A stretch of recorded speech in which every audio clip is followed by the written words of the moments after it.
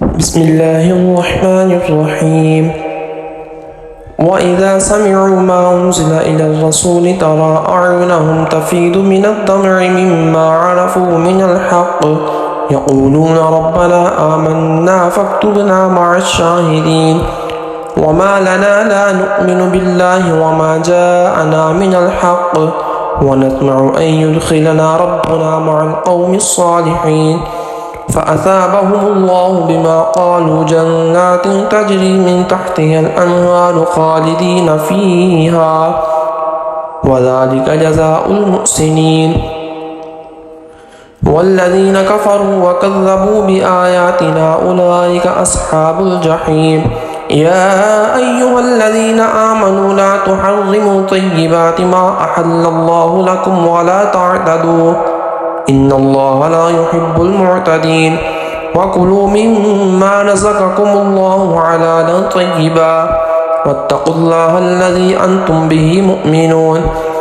لا يؤاخذكم الله باللغو في أيمانكم ولكن يؤاخذكم بما عقدتم الأيمان فكفارته إطعام 10 مساكين من أوسط ما تطعمون أهليكم أو كسوتهم أو تحرير رقبة فمن لم يجد فصيام 3 أيام ذلك كفارة أيمانكم إذا حلفتم واحفظوا أيمانكم كذلك يبين الله لكم آياته لعلكم تشكرون. يا أيها الذين آمنوا إنما الخمر والميسر والأنصاب والأزلام رجس من عمل الشيطان فاجتنبوه لعلكم تفلحون. إنما يريد الشيطان أن يوقع بينكم العداوة والبغضاء في الخمر والميسر ويصدكم عن ذكر الله وعن الصلاة فهل أنتم منتهون. وأطيعوا الله وأطيعوا الرسول واحذروا فإن توليتم فاعلموا أنما على رسولنا البلاغ المبين. ليس على الذين آمنوا وعملوا الصالحات جناح فيما طعموا إذا ما اتقوا وآمنوا ثم اتقوا وأحسنوا والله يحب المحسنين. يا أيها الذين آمنوا ليبلونكم الله بشيء من الصيد تناله أيديكم ورماحكم ليعلم الله من يخافه بالغيب فمن اعتدى بعد ذلك فله عذاب أليم. يا أيها الذين آمنوا لا تقتلوا الصيد وأنتم حرم ومن قتله منكم متعمدا فجزاء مثل ما قتل من النعم يحكم به ذوى عدل منكم هديا بالغ الكعبة أو كفارة طعام مساكين أو عدل ذلك صياما ليذوق وبال أمري عفى الله عما سلف ومن عاد فينتقم الله منه والله عزيز ذو انتقام. أحل لكم صيد البحر وطعامه متاعا لكم وللسيارة وحرم عليكم صيد البر ما دمتم حرما واتقوا الله الذي إليه تحشرون. جعل الله الكعبة البيت الحرام قياما للناس والشهر الحرام والهدي والقلائد ذلك لتعلموا أن الله يعلم ما في السماوات وما في الأرض وأن الله بكل شيء عليم. اعلموا أن الله شديد العقاب وأن الله غفور رحيم. ما على المحسنين من سبيل ما على الرسول إلا البلاغ والله يعلم ما تبدون وما تكتمون. قل لا يستوي الخبيث والطيب ولو أعجبك كثرة الخبيث فاتقوا الله يا أولي الألباب لعلكم تفلحون. يا أيها الذين آمنوا لا تسألوا عن أشياء إن تبد لكم تسؤكم وإن تسألوا عنها حين ينزل القرآن تبد لكم عفى الله عنها والله غفور حليم. قد سألها قوم من قبلكم ثم أصبحوا بها بكافرين. ما جعل الله من بحيرة ولا صائبة ولا وسيلة ولا حام ولكن الذين يفترون على الله الكذب وأكثرهم لا يعقلون. وإذا قيل لهم تعالوا إلى ما أنزل الله وإلى الرسول قالوا حسبنا ما وجدنا عليه آباءنا أولو كان آباؤهم لا يعلمون شيئا ولا يهتدون يا أيها الذين آمنوا عليكم أنفسكم لا يضركم من ضل إذا اهتديتم إلى الله مرجعكم جميعا فينبئكم بما كنتم تعملون يا أيها الذين آمنوا شهادة بينكم إذا حضر أحدكم الموت حين الوصية اثنان ذوى عدل منكم أو آخران من غيركم إن أنتم ضربتم في الأرض فأصابتكم مصيبة الموت تحبسونهما من بعد الصلاة فيقسمان بالله إن ارتبتم لا نشتري به ثمنا ولو كان ذا قربى ولا نكتم شهادة الله إنا إذا لمن الآثمين فإن عثر على أنهما استحقا إثما فآخران يقومان مقامهما من الذين استحق عليهم الأوليان فيقسمان بالله لشهادتنا أحق من شهادتهما وما اعتدينا إنا إذا لمن الظالمين ذلك أدنى أن يأتوا بالشهادة على وجهها أو يخافوا أن ترد أيمان بعد أيمانهم واتقوا الله واسمعوا والله لا يهدي القوم الفاسقين يوم يجمع الله الرسل فيقول ماذا أجبتم قالوا لا علم لنا إنك أنت علام الغيوب إذ قال الله يا عيسى ابن مريم اذكر نعمتي عليك وعلى والدتك إذ أيدتك بروح القدس تكلم الناس في المهد وكهلا وإذ علمتك الكتاب والحكمة والتوراة والإنجيل وإذ تخلق من الطين كهيئة الطير بإذني فتنفخ فيها فتكون طيرا بإذني وتبرئ الأكمه والأبرص بإذني وإذ تخرج الموتى بإذني وإذ كففت بني إسرائيل عنك إذ جئتهم بالبينات فقال الذين كفروا منهم إن هذا إلا سحر مبين وإذ أوحيت إلى الحواريين أن آمنوا بي وبرسولي قالوا آمنا واشهد بأننا مسلمون إذ قال الحواريون يا عيسى ابن مريم هل يستطيع ربك أن ينزل علينا مائدة من السماء قال اتقوا الله إن كنتم مؤمنين قالوا نريد أن نأكل منها وتطمئن قلوبنا ونعلم أن قد صدقتنا ونكون عليها من الشاهدين قال عيسى ابن مريم اللهم ربنا أنزل علينا مائدة من السماء تكون لنا عيدا لأولنا وآخرنا وآية منك وارزقنا وأنت خير الرازقين قال الله إني منزلها عليكم فمن يكفر بعد منكم فإني أعذبه عذابا لا أعذبه أحدا من العالمين وإذ قال الله يا عيسى ابن مريم أأنت قلت للناس اتخذوني وأمي إلهين من دون الله قال سبحانك ما يكون لي أن أقول ما ليس لي بحق إن كنت قلته فقد علمت تعلم ما في نفسي ولا أعلم ما في نفسك إنك أنت علام الغيوب ما قلت لهم إلا ما أمرتني به أن اعبدوا الله ربي وربكم وكنت عليهم شهيدا ما دمت فيهم فلما توفيتني كنت أنت الرقيب عليهم وأنت على كل شيء شهيد إن تعذبهم فإنهم عبادك وإن تغفر لهم فإنك أنت العزيز الحكيم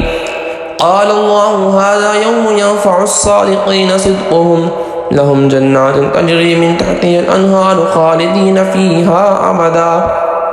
رضي الله عنهم ورضوا عنه ذلك الفوز العظيم لله ملك السماوات والأرض وما فيهن وهو على كل شيء قدير بسم الله الرحمن الرحيم الحمد لله الذي خلق السماوات والأرض وجعل الظلمات والنور ثم الذين كفروا بربهم يعدلون هو الذي خلقكم من طين ثم قضى أجلا وأجل مسمى عنده ثم أنتم تمترون وهو الله في السماوات وفي الأرض يعلم سركم وجهركم ويعلم ما تكسبون وما تأتيهم من آية من آيات ربهم إلا كانوا عنها معرضين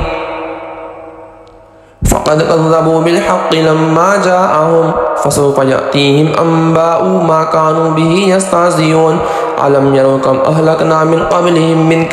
من قرن مكناهم في الأرض ما لم نمكن لكم وأرسلنا السماء عليهم مدرارا وجعلنا الأنهار تجري من تحتهم فأهلكناهم بذنوبهم وأنشأنا من بعدهم قرنا آخرين ولو نزلنا عليك كتابا في قرطاس فلمسوه بأيديهم لقال الذين كفروا إن هذا إلا سحر مبين وقالوا لولا أنزل عليه ملك ولو أنزلنا ملكا لقضي الأمر ثم لا ينظرون ولو جعلناه ملكا لجعلناه رجلا وللبسنا عليهم ما يلبسون ولقد استهزئ برسل من قبلك فحاك بالذين سخروا منهم ما كانوا به يستهزئون قل سيروا في الأرض ثم انظروا كيف كان عاقبة المكذبين قل لمن ما في السماوات والأرض قل لله كتب على نفسه الرحمة ليجمعنكم إلى يوم القيامة لا ريب فيه الذين خسروا أنفسهم فهم لا يؤمنون وله ما سكن في الليل والنهار وهو السميع العليم قل غير الله يتخذ وليا فاطر السماوات والأرض وهو يطعم ولا يطعم قل إني أمرت أن أكون أول من أسلم ولا تكونن من المشركين قل إني أخاف إن عصيت ربي عذاب يوم عظيم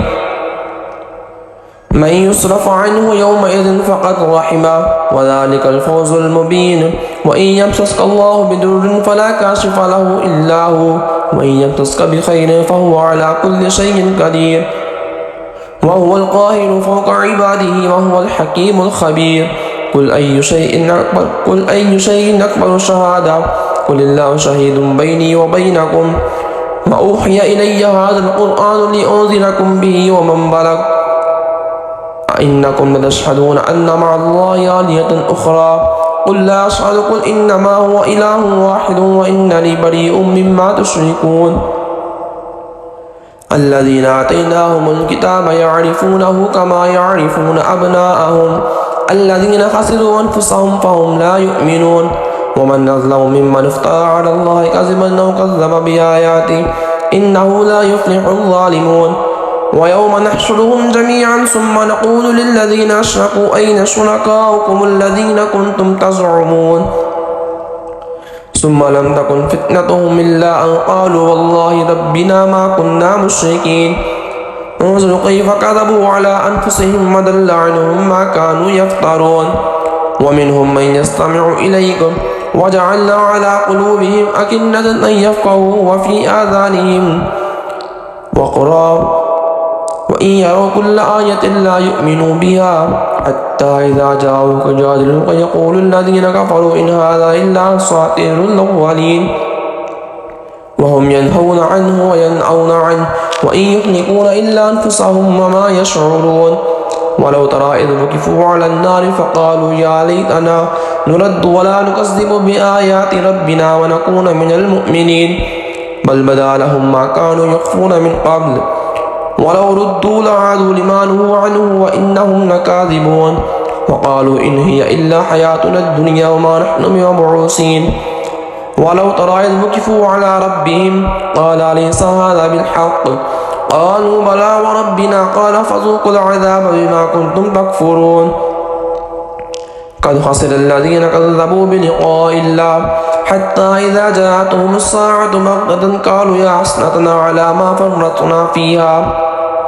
وهم يحملون أوزارهم على ظهورهم ألا ساء ما يذرون وما الحياة الدنيا إلا لعب وله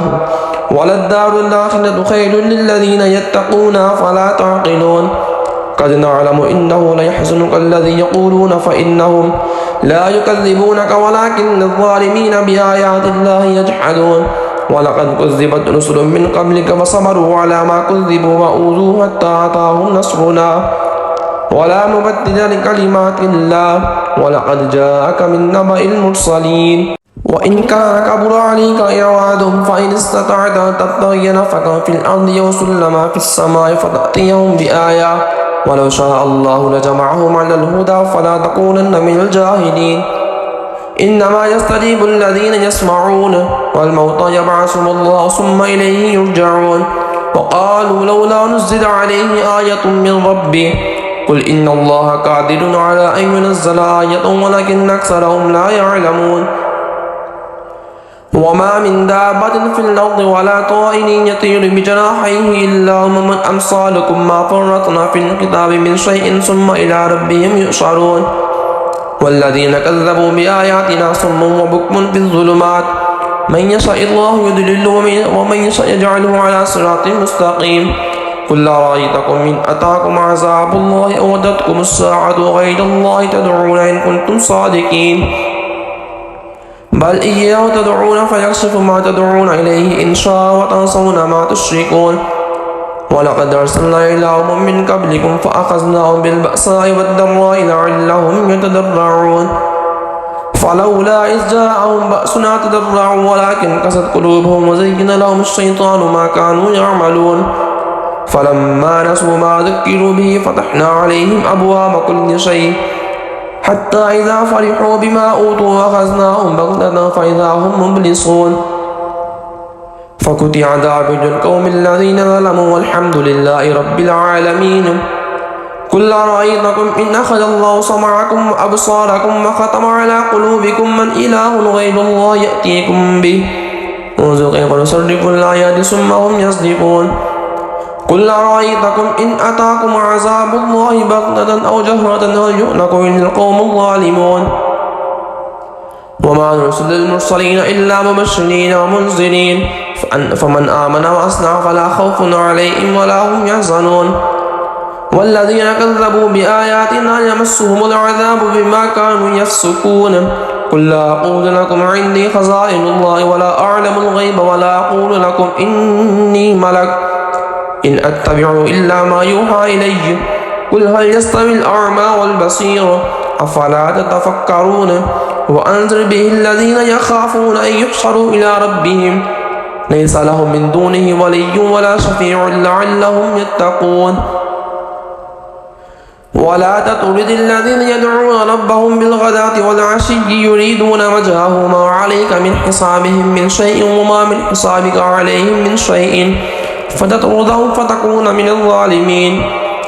وكذلك فتنا بعضهم ببعض ليقولوا أهؤلاء من الله عليهم من بيننا أليس الله بأعلم بالشاكرين وإذا جاءك الذين يؤمنون بآياتنا فقل سلام عليكم كتب ربكم على نفسه الرحمة أنه من عمل منكم سوءا بجهالة ثم تاب من بعده فأصلح فأنه غفور رحيم وكذلك نفصل الآيات ولتستبين سبيل المجرمين قل إني نريد أن أعبد الذي تدعون من دون الله قل لا أتبع أهواءكم قد ضللت إذا وما أنا من المهتدين قل إني على بينة من ربي وكذبتم به ما عندي ما تستعجلون به إن الحكم إلا لله يقص الحق وهو خير الفاصلين قل لو أن عندي ما تستعجلون به لقضي الأمر بيني وبينكم والله عليم بالظالمين وعنده مفاتح الغيب لا يعلمها إلا هو ويعلم ما في البر والبحر وما تسقط من ورقة إلا يعلمها ولا حبة في ظلمات الأرض ولا رطب ولا يابس إلا في كتاب مبين وهو الذي يتوفاكم بالليل ويعلم ما جرحتم بالنهار ثم يبعثكم فيه ليقضى أجل مسمى ثم إليه مرجعكم ثم ينبئكم بما كنتم تعملون وهو القاهر فوق عباده ويرسل عليكم حفظا حتى إذا جاء أحدكم الموت توفته رسلنا وهم لا يفرطون ثم ردوا إلى الله مولاهم الحق ألا له الحكم وهو أسرع الحاسبين قل من ينجيكم من ظلمات الأرض ومن ظلمات البر والبحر تدعونه تضرعا وخفيا لئن أنجانا من هذه لنكونن من الشاكرين قل الله ينجيكم منها ومن كل كرب ثم أنتم تشركون قل هو القاهر فوق عباده قل هو القادر على أن يبعث عليكم عذابا من فوقكم أو من تحت أرجلكم أو يلمسكم شيعا ويزيغ بعضكم بأس بعض انظر كيف نصرف الآيات لعلهم يفقهون وكذب به قومك وهو الحق قل لست عليكم بوكيل لكل نبأ مستقر وسوف تعلمون وإذا رأيت الذين يخوضون في آياتنا فأعرض عنهم حتى يخوضوا في حديث غيره وإما ينسينك الشيطان فلا تقعد بعد الذكرى مع القوم الظالمين وما على الذين يتقون من حسابهم من شيء ولكن ذكرى لعلهم يتقون وذل الذين اتخذوا دينهم لهوا ولعبا ولهوا وغرتهم الحياة الدنيا وذكر به أن تبصر نفس بما كسبت ليس لها من دون الله ولي ولا شفيع وإن تعدل كل عدل لا يؤخذ منها أولئك الذين أبصروا بما كسبوا لهم شراب من حميم وعذاب أليم بما كانوا يكفرون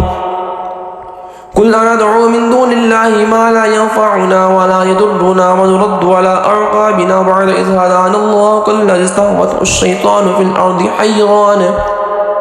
له أصحاب يدعون إلى الهدى ائتنا قل إن هدى الله هو الهدى وأمرنا لنسلم لرب العالمين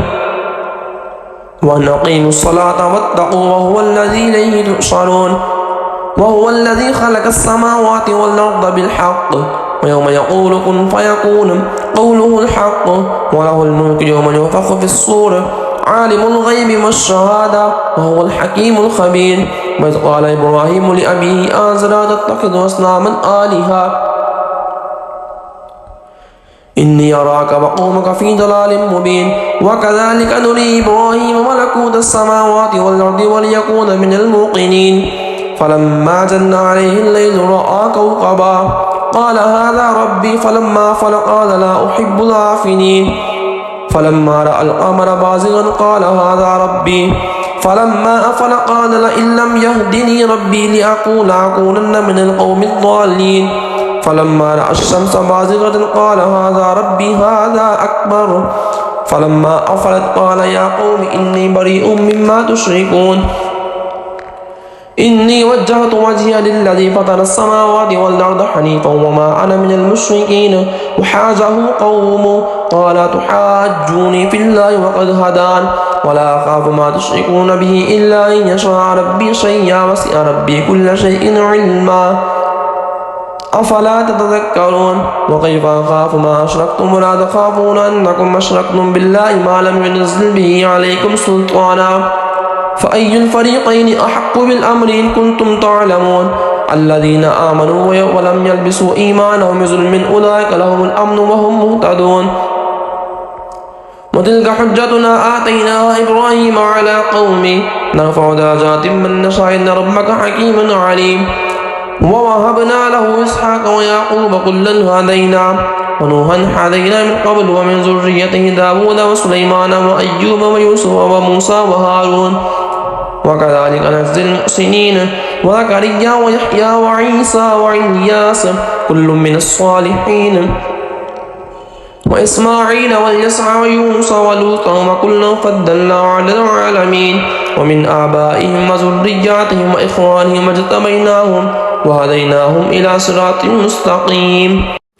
ذلك هدى الله يهدي به من يشاء من عباده ولو أشركوا لحبط عنهم ما كانوا يعملون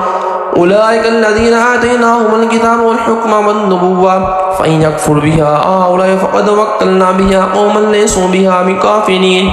أولئك الذين هدى الله فبهداه مقتدر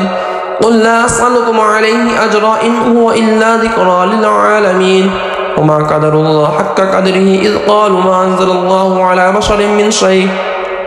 قل من أنزل الكتاب الذي جاء به موسى نورا وهدى للناس تجعلونه كراتيس تبدون وتخفون كثيرا وعلمتم ما لم تعلموا أنتم ولا آباؤكم قل الله ثم ذرهم في خوضهم يلعبون وهذا كتاب أنزلناه مبارك مصدق الذي بين يديه ولتنزل أم القرى ومن حولها والذين يؤمنون بالآخرة يؤمنون به وهم على صلاتهم يحافظون ومن أظلم ممن افترى على الله كذبا أو قال أوحي إلي ولم يوحى إليه شيء ومن قال سأنزل مثل ما أنزل الله ولو ترى إذ الظالمون في غمرات الموت والملائكة يباسطوا عليهم أخرجوا أنفسكم أخرجوا أنفسكم اليوم تجزون عذاب الهون بما كنتم تقولون على الله غير الحق وكنتم عن آياته تستكبرون ولقد جئتمونا فرادا كما خلقناكم أول مرة وتركتم ما خولناكم وراء ظهوركم وما نرى معكم شفعاءكم الذين زعمتم أنهم فيكم شركاء لقد تقطع بينكم وضل عنكم ما كنتم تزعمون إن الله فالق الحب والنوى يخرج الحي من الميت ومخرج الميت من الحي ذلكم الله فأنا تؤفكون فالق الإصباح وجعل الليل سكنا والشمس والقمر حسبانا ذلك تقدير العزيز العليم وهو الذي جعل لكم النجوم لتهتدوا بها في ظلمات البر والبحر قد فصلنا الآيات لقوم يعلمون وهو الذي أنشأكم من نفس واحدة فمستقر ومستودع قد فصلنا الآيات لقوم يفقهون وهو الذي أنزل من السماء ماء فأخرجنا به نبات كل شيء فأخرجنا منه خالدا نخرج منه حبا متراكبا ومن النخل من طلعها قنوان دانية وجنات من أعناب والزيتون والرمان مشتبها وغير متشابه انظروا إلى ثمره إذا أثمر وينعي إن في ذلكم لآيات لقوم يؤمنون وجعلوا لله شركاء الجن وخلقهم وخلقوا له بنين وبنات بغير علم سبحانه وتعالى عما يصفون بديع السماوات والأرض أنى يكون له ولد ولم تكن له صاحبة وخلق كل شيء وهو بكل شيء عليم ذلكم الله ربكم لا إله إلا هو خالق كل شيء فاعبدوه وهو على كل شيء وكيل لا تدركه الأبصار وهو يدرك الأبصار وهو اللطيف الخبير قد جاءكم بصائر من ربكم فمن أبصر فلنفسه ومن عمي فعليها وما أنا عليكم بحفيظ وكذلك نصرف الآيات وليقولوا درست ولنبينه لقوم يعلمون اتبع ما أوحي إليك من ربك لا إله إلا هو أعرض عن المشركين ولو شاء الله ما أشركوا وما جعلناك عليهم حفيظا وما أنت عليهم بوكيل ولا تسبوا الذين يدعون من دون الله فيسبوا الله عدوا بغير علم كذلك زينا لكل أمة عملهم ثم إلى ربهم مرجعهم فينبئهم بما كانوا يعملون وأقسموا بالله جهد أيمانهم لئن جاءتهم آية ليؤمنن بها قل إنما الآيات عند الله وما يشعركم أنها إذا جاءت لا يؤمنون ونقلب أفئدتهم وأبصارهم كما لم يؤمنوا به أول مرة ونذرهم في طغيانهم يعمهون صدق الله العظيم.